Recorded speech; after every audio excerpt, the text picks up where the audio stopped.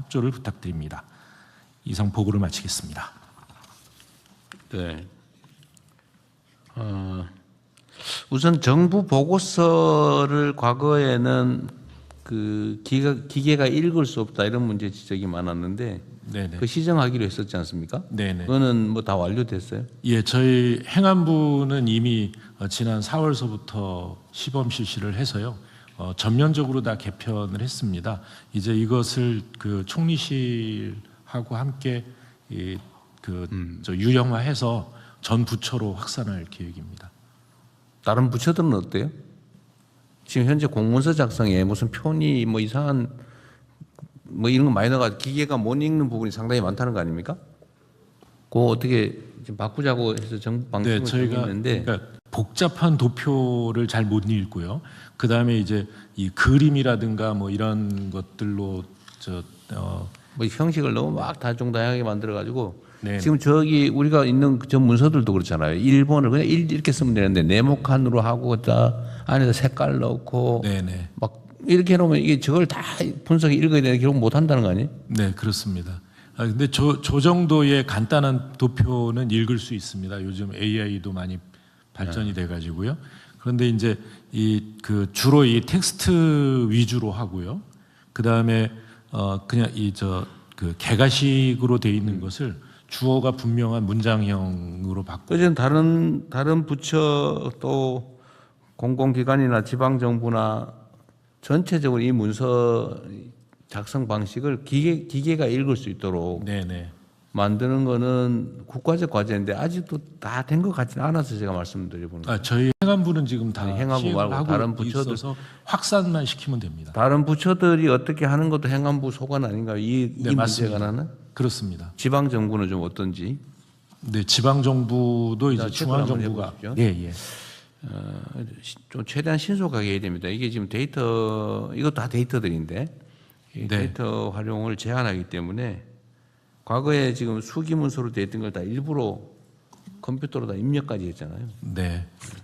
그 여러 가지 이 편집 도구를 많이 사용했는데요. 그런 걸 다 걷어내고 이렇게 텍스트 위주의 이 보고서가 정착이 되면 실제로는 그 AI의 모델 안에 들어가서 여러 그 직원들이 함께 보고서를 작성을 할 수도 있고 다양하게 활용이 가능합니다. 약간 전 세계에서 공문서를 이렇게 막 복잡하게 모양 만들고 막 이렇게 하는 게 거의 유례가 없을 정도로 한국이 많이 한다는 거잖아요. 지금 그 과기부총리님 이걸 지금 못 읽는 한계가 있는데 그러니까 이 세계 표준 문서 뭐 판독기라 그럽니까? 어쨌든 이거 읽는데 한국 문서들이 워낙 복잡해 가지고 그 프로그램들은 못 읽지만 우리 입장에서는 그걸 읽을 수 있게 개량을 해야 과거 데이터들을 완전하게 우리가 좀 분석해서 이용할 수 있잖아요. 네, 맞습니다. 지금 이게 두 가지 관점에서 봐야 됩니다. 그러니까 AI가 읽을 수 있는 형태로 우리가 작업할 때부터 이렇게 처음에 만드는 노력도 필요하지만은 사실은 인공지능 기술이 많이 발전해서 지난번에 말씀하신 한글 문서 그리고 복잡한 표도 어느 정도는 좀 읽을 수 있는 단계에 돌입해 있습니다. 예전에 좀 한글이 이제 우리가 좀 힘든 게 특히 PPT 문서가 그 함축적인 의미들 이것들을 잘 못 읽었는데 이런 부분들은 이제 AI가 잘 읽을 수 있고 뭐 이런 표나 그리고 뭐 그림도 이제는 어느 정도 사실 인공지능이 최신의 인공지능을 적용했느냐 안 했냐에 따라서 이제 좀 다른 것 같습니다. 저는 한 80% 정도는 이제 인공지능이 우리 인류가 만든 문서를 읽을 수 있게 됐다라고 보고 있고, 근데 완전히 저희가 이제 온전히 다 활용하기 위해서는 이제 15% 20%를 더 올리는 이런 작업들이 필요합니다. 근데 아마 제 생각에는 거의 3년 안에는 이런 작업들이 다 완성이 되지 않을까 보고 있습니다. 어쨌든 물론 우리가 이제 문서를 읽기 쉽게 만드는 거는 기본적으로 그 비효율을 초래하기 때문에 사실 좀 개선을 좀 해야 되고요. 그 사실 너무 시간 많이 걸리잖아요. 공문서 만드느라고 막 표 만들고 그다 색깔을 넣고 몇 도를 넣을 거냐, 크기 조정하고 이거 얼마나 복잡합니까? 내가 그런 거 최소화하는 게 일단 중요하고 두 번째는 이미 과거에 다 그렇게 일해왔기 때문에 그걸 버릴 수는 없잖아요. 중요한 정보 자산인데 그걸 다 읽을 수 있는 정도로 우리가 개량을 해야 되는 것도 주요 국가 과제인 것 같다 이 말이죠. 네. 다 준비는 하고 있겠죠. 미국 행정부에서 발표되는 이제 문서들 보면은 굉장히 AI가 읽을 수 있게 편하게 이렇게 그 문서들이 만들어지고 있습니다. 그래서 저는 그거는 뭐 저희 과기정통부의 노력보다는 행안부에서 지침을 좀 아니 강하게 새로 만드는 건 할 텐데 과거에 이미 그렇게 만들어진 문서들 지금 뜯어 고칠 수는 없으니 그거를 읽을 수 있도록 프로그램을 만드는 거는 과기부에서 좀 더 신경을 써야 될 일인 것 같다고 맞습니다. 말이죠. 그 부분은 두 가지로 저희가 나눠서 계속 신경 쓰고 새로 하는 건 뭐 좀 할 거고요. 그건 네. 이미 정한 방침이어서. 그다음에 행안부 장관님 이거 제가 공무원들이 예를 들면 막 우리가 막 몇 달에 걸쳐서 막 한 과 단위 팀 단위가 모여가지고 하는 일들을 요새는 이 인공지능 프로그램을 이용해서 그 한 일 사무관이 네네. 뭐 순식간에 처리할 수 있는 프로그램을 며칠 안에 만들어냈다 이런 얘기를 우리 자주 듣잖아요. 네네. 그러니까 사실 이 정부 업무가 사실 가장 루틴한 것이고 규칙에 기반하기 때문에 마음대로 막 하거나 막 돌출적으로 바꿀 수 없잖아요. 정부 행정이라고 하는 게. 그래서 인공지능이 가장 친화적인데 네. 이거를 각계 공무원들을 좀 훈련을 시켜서 지금 다 계획이 있긴 한데 훈련을 시켜서 자기가 처리하는 업무를 전부 다 인공지능화해 나가면 정부 업무가 엄청 효율화될 거 아닙니까? 이제 해야 될 일인데 이게 잘 사실 그렇게 막 관심 있는 공무원들은 막 열심히 막 공부해가지고 그런 걸 만들어내지만 상당수의 공무원들은 옛날 하던 대로 수십 년 하던 일이니까 그냥 또 다 손으로 쓰고 막 결제하고 이러고 있을 것 같아요. 근데 이거를 좀 더 빨리 바꾸는 방법 중에 하나로 그 인센티브를 좀 과감하게 줄 필요가 있지 않을까. 네. 물론 페널티도 좀 필요하죠. 예를 들면 인공지능화가 우리가 지금 이미 닥친 우리의 현실인데 공직자들이 이해에 대한 이해가 부족하다든지 업무를 과거형으로 계속 그대로 한다든지 자기가 그렇게 하면 결국은 고객인 국민한테도 그런 방식의 과거형 업무를 요구하게 돼 있거든요. 네. 자기가 이해를 못하니까. 근데 그렇게 되면 국가 전체가 지체되기 때문에 어쨌든 공직자들이 빨리 바뀌어야 되는데 그 인센티브의 한 방식으로 말이에요. 좋은 프로그램을 만들면 본인이 그 팔거나 뭐 더 얘기하면 창업을 하거나 이렇게 할 수 있는 기회를 주는 거는 지금 현재는 안 되죠. 예, 그 공직자가 창업하는 데는 좀 안 어려움이 되지. 있을 거고요. 예. 다만 그 프로그램을 이 정부에서 그러니까 그 구매를 해서 구매를 해서 일반화 시키는 거는 필요할 것 같고요. 또 우리 이제 그 과기부에 두게 되는 AI 개발팀이 있지 않습니까? 혁신 추진단. 예, 잘 만든 것도 아무래도 아마추어가 AI를 통해서 하다 보면 모든 공무원이 쓰는데 다소 문제가 있을 수 있거든요. 그런 걸 잘 검토해줘서 그래서 이 전체 공무원들의 업무 효율을 높이는 데 이용될 수 있도록 그렇게. 제가 왜 이 얘기를 하냐면 공직자들의 그 노력이나 아니면 창의성이라고 하는 게 한계를 가져요. 예를 든다면 과거에 우리가 코로나 위기를 극복할 때 그 마스크가 어디에 몇 개 있냐. 네네. 이걸 그때 내 기억으로는 3일인가 5일 만에 그러니까 민간인 전문가들이 모여서 만들어냈다는 거잖아요. 네, 프로그램을 만들었습니다. 정부에서 기본적인 자료를 주고 이걸 가지고 어떻게 활용할 건지 며칠 만에 만들어서 전 세계에서 마스크 문제를 순식간에 해결을 했는데 이것처럼 앞으로 정부 행정 영역의 일이긴 하지만 그게 예를 들면 민간이 참여해서 같이 만들 수 있는 기회를 좀 줘야 되지 않을까. 네. 공무원들끼리만 이렇게 하면 그것도 한계가 있잖아요. 그래서 민간하고 협업할 수 있는 그리고 그 사이에서 어떤 경제적 이익을 좀 나눌 수도 있게 해주는 것이 결국은 인공지능 사회를 준비하고 대비하는 데 도움이 되지 않을까 싶어서 한번 그냥 아이디어 차원에서 말씀드려 본 거예요. 네, 그거는 이제 저희가 공공 데이터 탑 100이라고요. 네. 100가지의 일반 이제 민간이나 기업들이 꼭 이 공공이 가지고 있는 이 데이터는 공개가 됐으면 좋겠다고 요청을 해온 게 있습니다. 제가 말씀드린 건 공개 정보 공개의 문제가 아니고 프로그램을 어쨌든 아주 다종다양한 창의적인 이제 프로그램들이 만들어질 수 있는데 일단은 그 기반이 지금은 가장 많은 데이터가 있는 게 정부 영역이라서 그 데이터를 활용한 프로그램을 만들 때 민간에게도 기회를 좀 주고 보안이 유지되는 범위 내에서 예를 들면 전에 그 마스크 공급 시스템 만들듯이 좀 그렇게 민간에게 좀 기회를 주거나 아니면 공유하는 게 훨씬 이제 AI 전환에 도움이 되지 않을까 싶어서 드린 말씀입니다. 이게 일단 지금 공직사회 안에서만 하고 있는 거잖아요. 네네. 그래서 그거 한번 연구 한번 해보세요. 예, 그 개발 방식을 그 좀 연구를 해보겠습니다. 네, 연구를 한번 해보십시오. 지금 여기서 뭐 결론을 낼 수는 없을 것 같고요. 우리 과기부도 마찬가지고. 대통령 한 가지만 좀 말씀드리고 싶은데요. 실제로 이제 공무원들이 인공지능을 활용해서 이제 지금 만드는 것들은 실제 현업에서 좀 불필요한 업무들 그리고 좀 불편했던 것들을 개선하는 일들입니다. 근데 사실 이런 업무들을 할 때 업무 시간에 못하고 이렇게 퇴근하고 좀 하는 경우가 많습니다. 그래요? 어떻게 보면 이 일을 온전히 본인 일로 인정을 못 받는 경우도 많은 것 같습니다. 그래서 이런 것들도 저희가 일로 인정하고 사실 이런 업무들을 전담할 수 있는 이런 어떤 뭐 인력 지정도 좀 필요해 보입니다.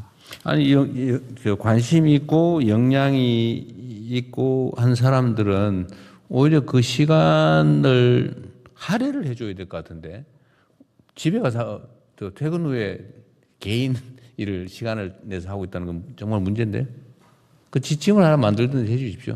예. 그리고 이제 그 업무 자체가 온 AI 그 AI 모델 안으로 들어가게 되거든요.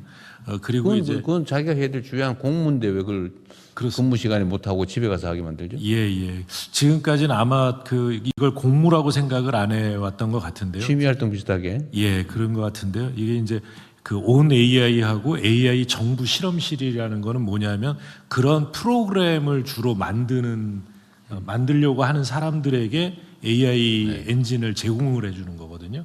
그래서 그런 것들도 이제 업무 시간을 이용해서 사용할 수 있게 그렇게. 과기부 장관은 아마 어디서 들은 얘기가 있어서 저런 말씀을 하실 텐데 하여튼 저런 걱정이 나오지 않게 네네. 그 당연히 업무 효율 개선을 위한 노력을 당연히 업무로 인정을 해줘야지 그걸 개인 취미 활동 취급하면 안 될 것 같습니다. 네. 네, 저 문체부 장관입니다. 저도 저희 부서 내에 있는 그 AI 챔피언 행안부에서 가서 교육도 받고 하는 친구들이랑 한번 이렇게 간담회도 하고 자주 만나고 있는데요. 그 친구들의 가장 큰 고민은 지금 말씀하셨듯이 일괄호 인정을 못 받고 있고 또 하나는 개인 비용으로 구독을 하고 비용까지 네. 심지어 어떤 조직, 그러니까 산하기관도 보면 조직마다 다 달랐어요. 어떤 곳은 지원을 받는 곳도 있고 대부분은 지원을 못 받는 곳도 있어서 개인이 자기가 또 뭐 구독료를 내서 하기도 하고요.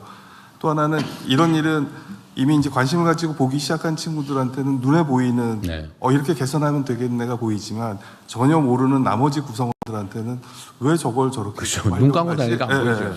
그래서 서로 이런 뭔가를 시도해 보려고 하는 부분들에서 뭔가 선을 넘어야 되는 거에 대한 부담들이 있는 것 같습니다. 그래서 방금 부총님이 말씀하신 대로 뭔가 좀 부처 내에 돌아와서도 공식화 시켜주고 그런 부분들이 좀 현실적으로 잘 작용되고 대통령이 말씀하셨듯이 뭔가 활동하는데 인센티브가 느껴지게끔 본인들이 자부심을 가질 수 있게끔 환경을 만들어주는 게 필요한 것 같습니다. 네.